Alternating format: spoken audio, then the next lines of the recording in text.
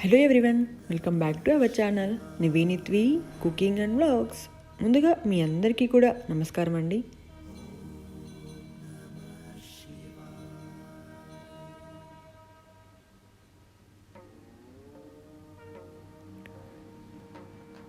చూసారు కదా, పార్థివ శివలింగం అంటే మట్టితో చేసిన శివలింగం. దీన్ని ఎలా చేయాలో ఇవాళ చూపిస్తాను.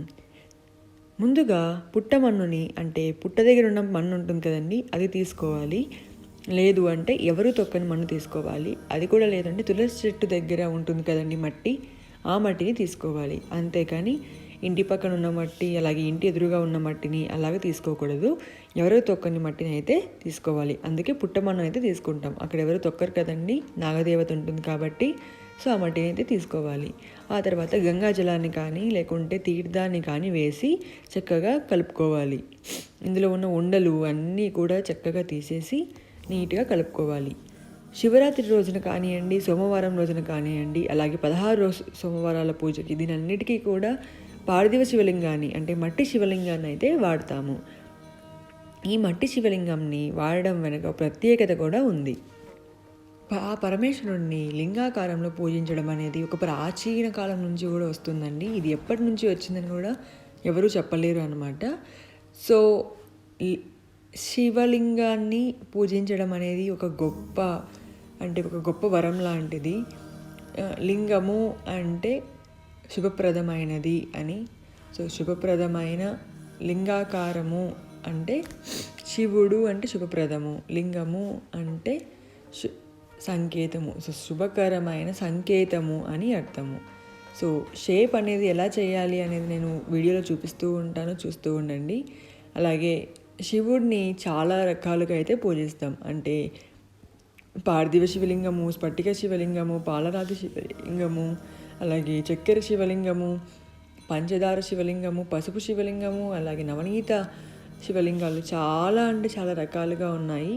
కాకపోతే ఇందులో ఉన్న మహా అద్భుతం ఏమిటంటే ఒక్కొక్క శివలింగానికి ఒక్కొక్క ప్రత్యేకత, అలాగే ఒక్కొక్క శివలింగాన్ని పూజిస్తే ఒక్కొక్క మంచి అనేది జరుగుతుంది. మనకి కావాల్సిన దాన్ని బట్టి మనం ఆయా శివలింగాలను అయితే చేసుకోవాలి. సో శివలింగం అనేది అప్పుడు చేసినప్పుడు షేప్ సరిగ్గా రాలేదు కాబట్టి ఇంకొకలాగా ట్రై చేద్దాం అనుకున్నాను. సో ఇలా ట్రై చేయండి. సో ముందు బేస్ తీసుకోండి, తర్వాత ఇంకొక బేస్ అనేది చిన్నగా తీసుకోవాలి. సో రెండు కలుపుకున్నాక దీనికి షేప్ ఇచ్చేసి పైదానికి లింగాకారము అండ్ పైన వచ్చేసి లింగం అనేది పెట్టుకోవాలి. చక్కగా చేసుకోవాలండి. ఇలా చేసుకునేటప్పుడు మీరు నియమ నిష్టలతోనే తలస్నానం చేసి లేకపోతే స్నానం చేసో అలాగైతే ఉండాలి. ఇలా కనుక శివరాత్రి రోజు మీరు ఇలా పార్థివ లింగాన్ని ఆ రోజే తయారు చేసుకొని చక్కగా మీ పూజ గదిలో పెట్టి అభిషేకాలతో అభిషేకించి పూజించినట్లయితే సర్వ రోగాలు, సర్వ పాపాలు నశించి చాలా పుణ్యాత్వలమంతులుగా అయి కైలాస ప్రాప్తిని పొందుతామని మన పెద్దలు చెప్తున్నారు. పార్థివ శివలింగం చేయడం చాలా మంచిది కదండి, చాలా ఈజీ కూడా కదండి. కాబట్టి పుట్టమని తీసుకురావడము, ఇలా పూజ చేయడము చాలా మంచిది.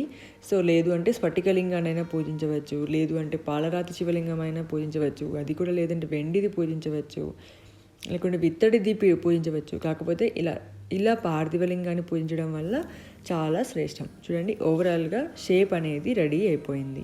ఇప్పుడు లింగాకారానికి మనము బొట్లు అనేవి పెట్టుకోవాలి. దానికోసం మనకి అగరబత్తీలకి వెనకలు ఉంటుంది కదండి, దానితో నేను పెడుతున్నాను.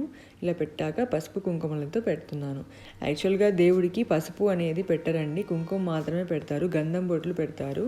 మీరు కావాలంటే గంధం పొడిగా చేసి పెట్టండి. నేనైతే ఇక్కడ పసుపుతో పెట్టాను. మీరు పూజ చేసేటప్పుడు గంధంతో పెట్టుకోవచ్చు. సో ఈ మార్చి నెలలో వస్తున్న శివరాత్రిని మాత్రం అస్సలు మిస్ అవ్వద్దండి. ఆ రోజు ఉపవాసం ఉండేవాళ్ళు ఉపవాసము, జాగారము, అలాగే ప్రత్యేకంగా చేయవలసిన శివ పూజలు అంటే అభిషేకం. ఎందుకంటే శివుడు అభిషేక ప్రియుడు కాబట్టి కాసింత జలము అభిషేకించినా తను చాలా ఆనందపడిపోతాడు, సంబరపడిపోతాడు. సో చక్కగా అయితే అభిషేకం అయితే చేయండి. నా పూజా వీడియోస్ అన్ని నేను నా నెక్స్ట్ వీడియోలో అయితే అప్లోడ్ చేస్తాను. సో ఈ వీడియో కానీ మీకు నచ్చినట్లయితే లైక్ చేయండి, షేర్ చేయండి. ఎవరైనా ఫస్ట్ టైం చూసినట్లయితే సబ్స్క్రైబ్ చేయడం మాత్రం మర్చిపోకండి. సర్వే జనా సుఖినో భవంతు.